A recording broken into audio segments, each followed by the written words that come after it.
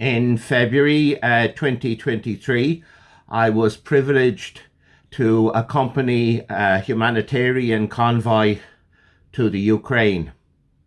Why did I do it? Well, two main reasons. Ukraine is a civilized country. Ireland is a civilized country. The ordinary people in Ukraine don't want tanks, artillery and war coming to them. I don't want it coming to my street outside my house. Secondly, I'm a historian. I know in the 1930s, no one stood up to the great dictator. No one took refugees. Today in the 2020s, we are taking refugees. We are trying to stand up to the dictator. I am happy to have taken a stand because it's important we all take a stand today, because if not, worse things will happen.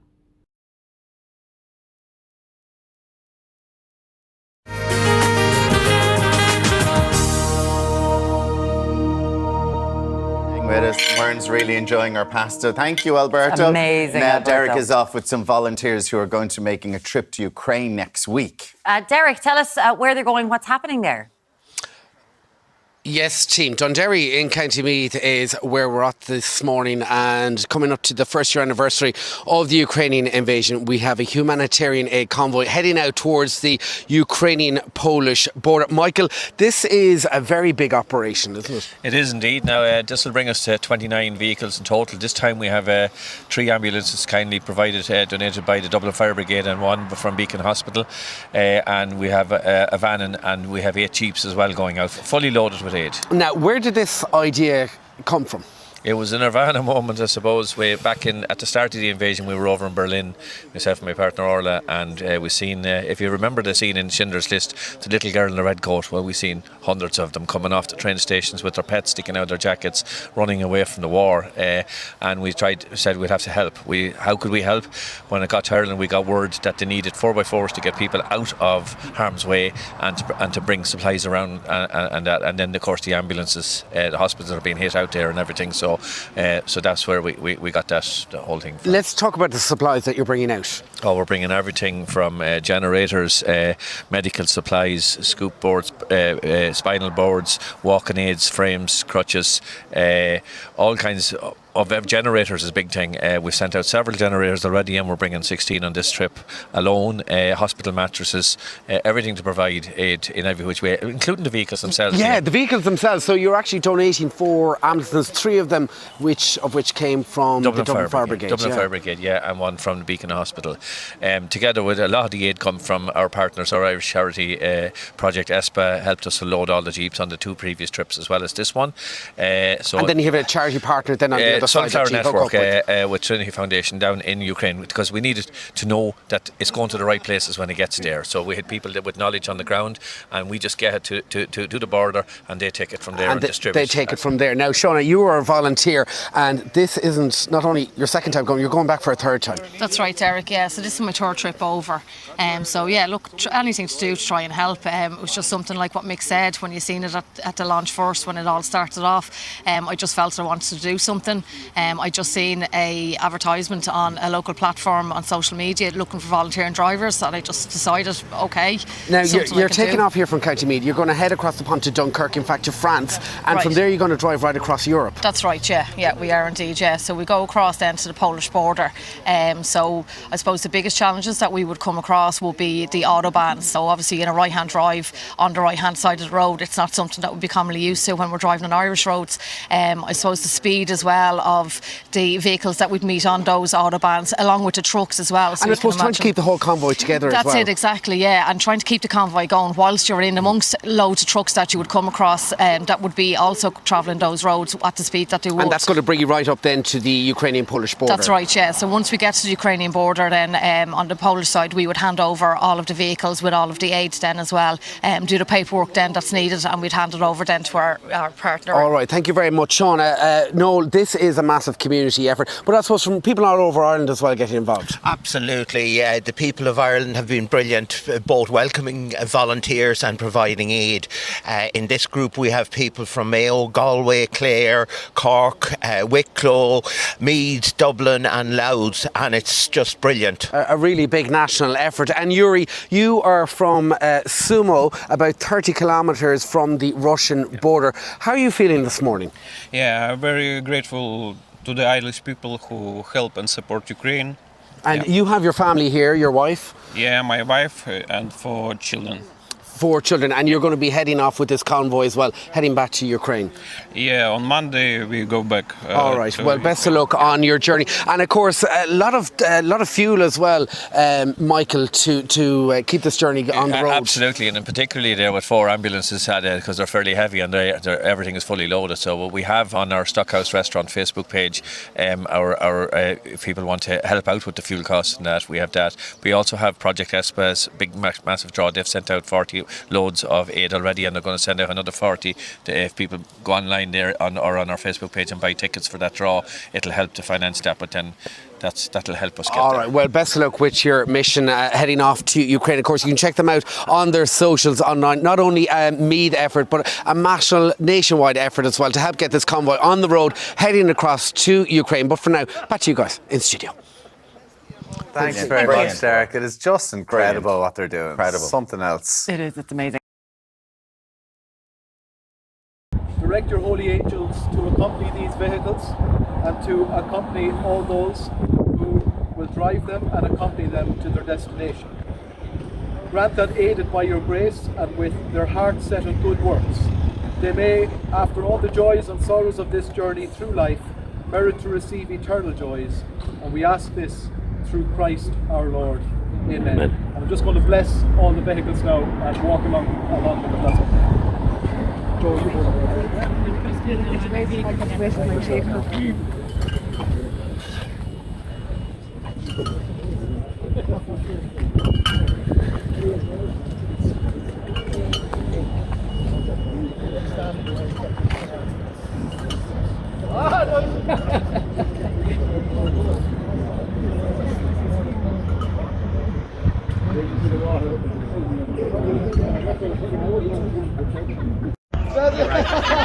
This is Councillor Nick Killeen, the first citizen of Meath, and he is sending a message out to the people of Ukraine, which I'm privileged to be able to take on behalf of the people of Meath. People of Ukraine and people of Brodie, on behalf of the people of County Meath in Ireland, I send the people of Brodie and Ukraine cordial greetings from the County of Meath in Ireland. We hope that peace will come to your land soon, but rest assured that in the meantime there is a welcome in Ireland and in County Meath for those Ukrainians who have had to flee from war. I am also pleased that Vic Hughes of the Stockhouse Group and supporters are able to bring you some support. I congratulate them on having brought much needed aid to the region. Please accept these greetings through my colleague Councillor Noel French, and may you all arrive back safely here in Ireland, and good luck to you in Ukraine. Thanks very much, Nick. Appreciate that. So Noel, we're about 10 minutes out from the hotel. I think it's the Whitford Arms or something like that. We're going to grab some food. We've been travelling for about just over 2 hours. We left at 1 o'clock. It's about 3:15 at the moment, and we are travelling in convoy. So we've 5 vehicles in this convoy, and we have 4 behind us and 4 behind that as well, as far as I know. Is that right? Yeah, that's about right. So how are you finding the driving so far? You were just in Ireland, and I'm sure you're well used to this sort of driving anyway, no? I'm very happy with the driving at the moment, yeah. It's been mainly motorway, so it's been a pretty good run. Keeping myself alert by following the convoy, so we're working out how that works and getting used to it. So Yeah, it's good so far, David. Apart from the wolf tones in my head. Oh, well, the wolf tones, we were on the road again, do you see, so it kind of played out well. But in terms of convoy moving in and out, I suppose we got it right towards the end of our journey here, so just when we're on the motorway. We're getting the knack of it. I suppose explain how that works in terms of the front of the last vehicle. Well, we're in the last vehicle, so ideally what should be happening is we should be keeping an eye on the first vehicle, and when the first vehicle needs to overtake, we should go out and take over that lane, and then all the cars ahead of us, all the vehicles ahead of us, the ambulances and other cars, they come out and then they overtake and we follow in after them. So that's, I think, how it works. Excellent, and we got it right, I suppose, towards the end, and I suppose that's, as Mick was saying, that's kind of the idea of the first part of the journey, travelling in convoy, so we can all get used to how each other drives as well. Absolutely, yeah, and I think a few people have slowed down a little. Is that in front of us or behind us? I'm not sure which. No, definitely in front of us. So we're able to comfortably keep up. You'd swear it was a police car that was in front, wouldn't you? No comment. So we get done, and as I say, apart from the wolf tones and the threat of the wolf tones. Well, we can't get the radio back working. We don't have a choice. I can't even get the wolf tones back. Let us be thankful for little mercies, and we hope to get a coat hanger when we stop, so that will hopefully alleviate us from having to ever listen to the wolf tones on this journey ever again. And Noel, you will see that I'm just out of shot here, but if you've seen my expression on my face there, I don't know what, I can't believe you just said that. Carmel has promised us a hanger when she stops at the hotel. She'll ask one of the receptionists or something like that, so it won't be too bad, Noel.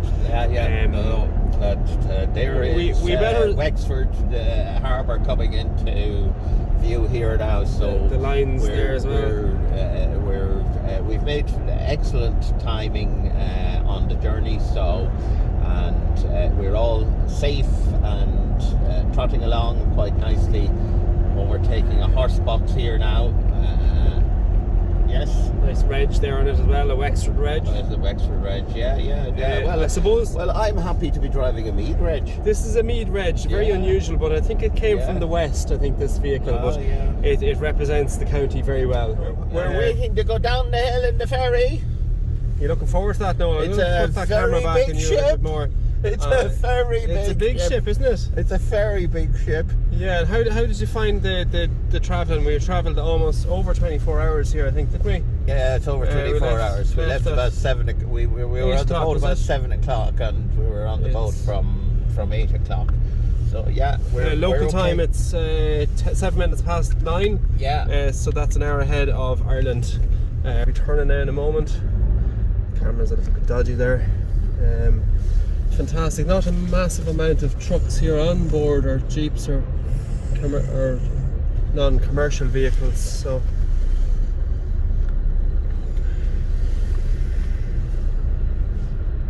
there we go now, Noel. You know the way, don't you? I'm following the car in front of me. Oh, we're following the car in front of us. You don't actually know the way. No, well, in fairness, that's our car to follow. In fairness, that's our car to follow. Yes. Yeah. We're just waiting on an ambulance, I think. This is not too bad. So arriving into the port of Dunkirk, Noel, isn't that correct? Oh, yeah. And of course, that was very famous during World War II, because it was where the British Expeditionary Forces and the French armies were trapped by the Germans, and then all the little boats came over to save them. Yeah, and I think they saved around nearly 400,000 soldiers. I know we're travelling on, what road is it now? The road to Brussels. road to Brussels. So we're going to travel from Eindhoven we're going to travel from Dunkirk on to Eindhoven through Brussels. We're skirting the south of Brussels and skirting the south of Antwerp. Very good, excellent. Yeah. Might see Waterloo.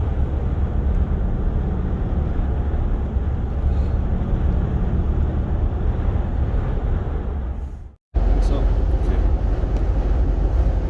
you can see all the trucks there now that we're actually overtaking. We're still in Convoy. It actually looks like Shauna is a little bit further than we are, further away than she is, but we're doing well. We're doing well so far, anyway. Yeah, they've gone in now ahead of this next van.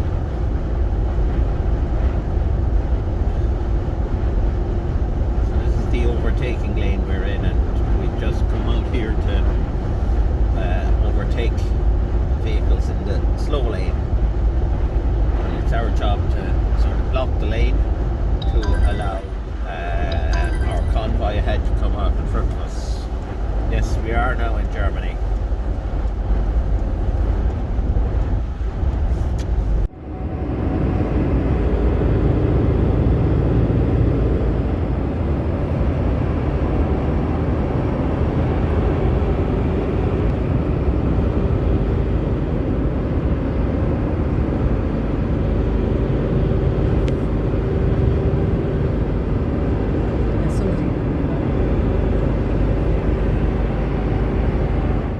This is the journey we travelled across Europe, and then we were faced with crossing the border into Ukraine.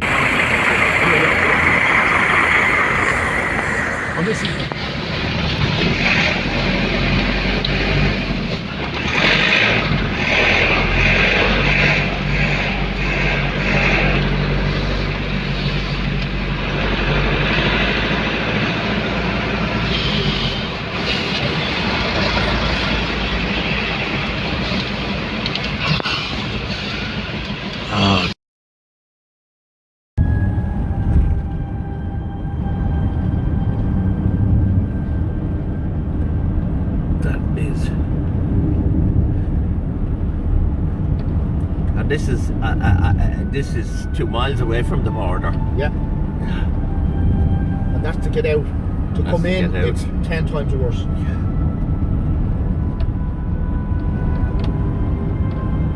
They're still going on here. Yep. Oh, you'll see it. It'll be for miles. Look at it.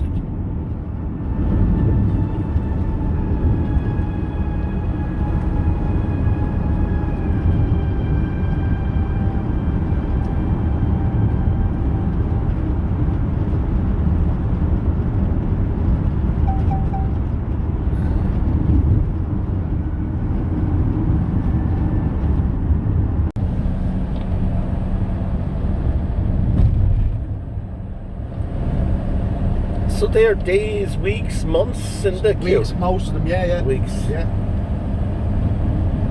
And it depends, like, taking stuff out on perishables. It's the stuff coming in is the important stuff, like is the food, perishables, etc. But but the stuff going out is if it's perishable, correct. yeah. And there's not a lot they can do. You have to sit there. And seemingly they give it's like an app on the phone. Yes. And you get a number. Right. You ring and you're given a number, and that number then moves you up the queue. To get into the queue. Yeah. That's literally it. Actually, to get into the queue. Get into the queue. This is the pre-queue queue. Yeah. It's mad. Look at them. They go all the ways. What? The whole way. Every town is like this near the border when you have a border cross. Yeah. But yeah. As far as the eye can see, look over the hill. This is 4 or 5 miles from the border. Yeah.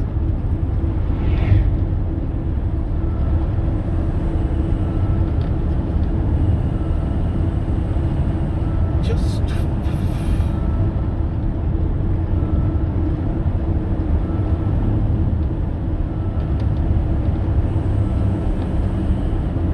right up over the top of the hill.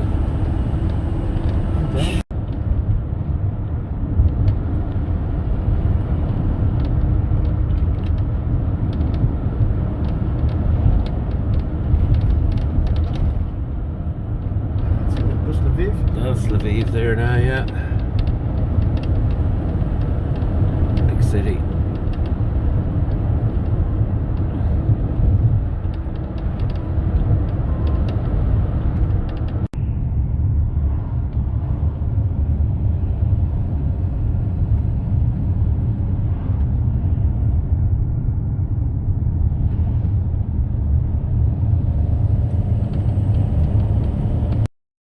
Along the roadside, we could see tank protections on every crossroads, and here we see them stretching across the fields into the woods and beyond.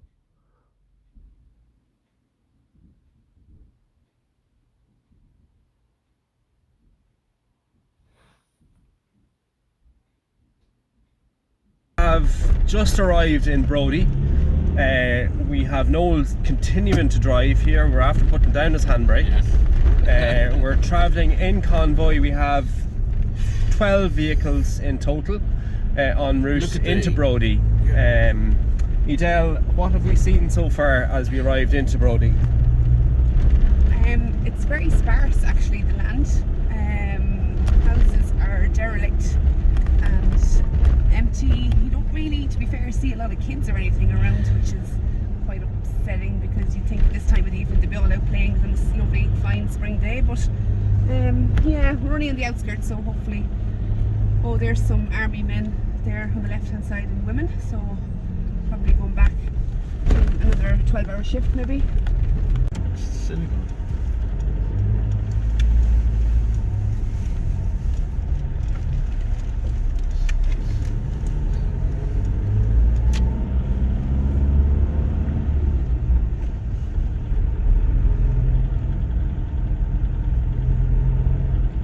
See all our vehicles right in front of us. We have a number of them behind though as well. How many have we got behind? 1, 2 behind, is it? 4, I think.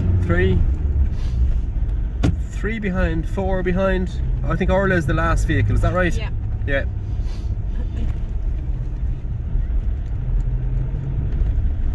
People are standing in amazement.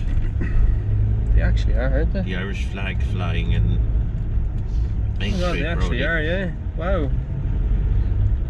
With Mayor Anatoly. Mayor. Start. I videoed With the Mayor of Brodie, Mayor Anatoly, and he has to cope with the same things we have to cope with in Ireland: fixing potholes, fixing water, trees, cutting, and so on. But he also has to cope with a war, and I'm pleased to be here with him. Thank you very much, Erland. Thank you very much. We truly consider you our closest friends. Я радий знову вас вітати в нашій країні, в нашому місті Броди. І щиро хочу подякувати вам від усієї нашої громади за ту допомогу, яку ви надаєте нашій країні, особливо і теж нашим бродам. I'm happy to greet you once again in Ukraine and in Brody, and I once again want to express my gratitude for the support you have shown us in these difficult times. Привіт. Мой щасливий путічут. Мой радий допочолей народі України. Ірландії надимкова батачом українцям бізнесом. Мой зінерпеном Czeki amo, spranio miro. Daka, Slava, Ukraine.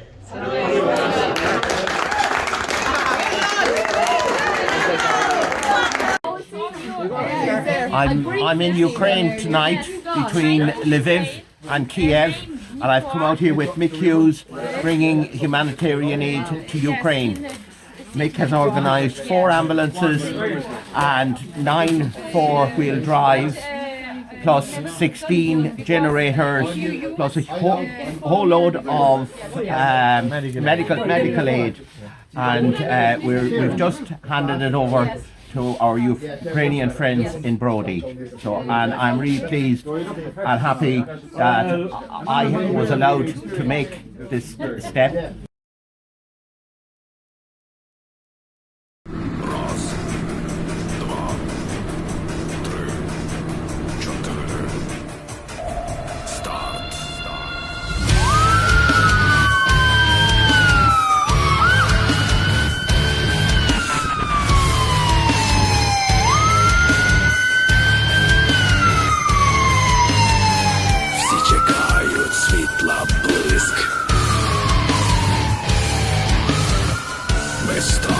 не чути писк. Мої очі промінь сонця. Воно стрімко йде в зеніт. Відлік враз почне весь світ. Да, слышим, это хорошо. Она где-то далеко пошла. Ага. И что? Привет. Тебя как зовут?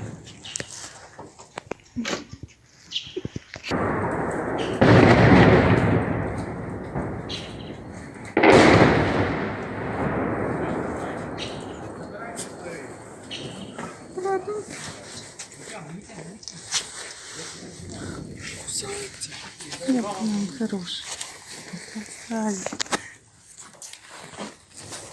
Фотографувати її. Розпечатай. Став тут. Не, распечатай, я же хочу увидеть его. Откуда поставь? Федя, я хочу увидеть. Распечатати тут, витягуйте його. Витягуй без сторон.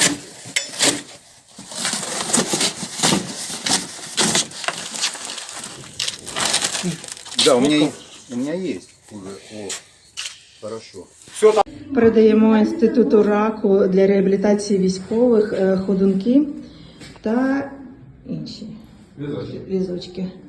Дякую фонду Тріниці. Дякуємо.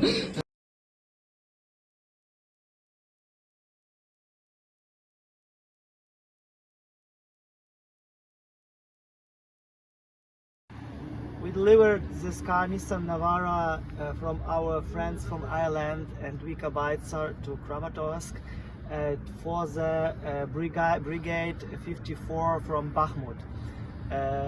This car goes to the front line near Soledar. Thank you very much, friends from Ireland and Vika Beitzer. Thank you very much. Слава Україні! Героям слава!